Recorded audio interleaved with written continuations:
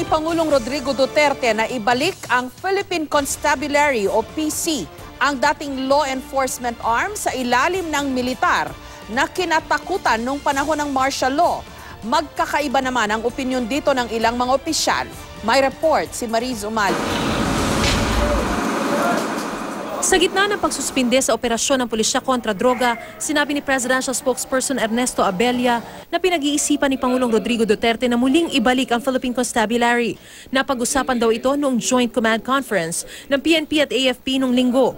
The Philippine Constabulary would be composed of gentlemen from the armed forces and from the military, which would be different from the PNP. So he's basically saying that they would be, in a sense, a more trustworthy organization, seeing that they have not been, they are not civilian run like the PNP. Ang Philippine Constabulary o ang hukbong tagapamayapa, ang dating law enforcement arm sa ilalim noon ng militar simula noong 1901. Taong 1991 nang buwagin ang Philippine Constabulary matapos ang 9 na dekadang operasyon. Noong panahon ng martial law, ang PC ang sinasabing naging notorious sa pang-aabuso sa karapatang pantao.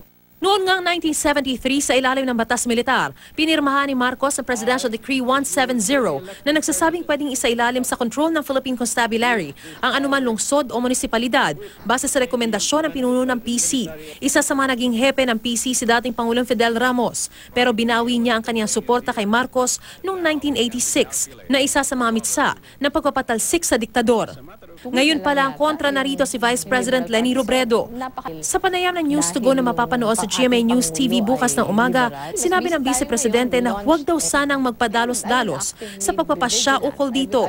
Kung itutuloy yung programa, sino yung mag-i-implement, it is one thing to say ililipat ko lang. Pero ang tanong natin, yung paglilipatan ba ng assignment, baka instead na sinosolve niyan yung problema, mas lalo pang lumalaki. Kinwestiyon din ni Senadora Laila de Lima ang balak ng Pangulo na ibalik ang PC. Giit ni de Lima, huwag daw isama ng Pangulo ang mga sundalo, maging ang mga pulis sa anyay pagpatay sa mga sibilyan. Ang totoong problema raw ay ang anyay pagkahumaling ng Pangulo sa kanyang kampanya kontra droga. Si Buhay Party List Representative Lito Atienza, pabor sa pagbabalik ng PC. And I will strongly support his suggestion that we now restore the two-layered police system. The check and balance mechanism will be restored. Hindi pwede kasi isang police system lang eh. Paglilinaw ni Abella, plano pa lang sa ngayon ang pagbuhay muli sa PC. Pero kung sakali, hindi raw ibig sabihin itong bubawagin na ang PNP. Mariz Umali, GMA News.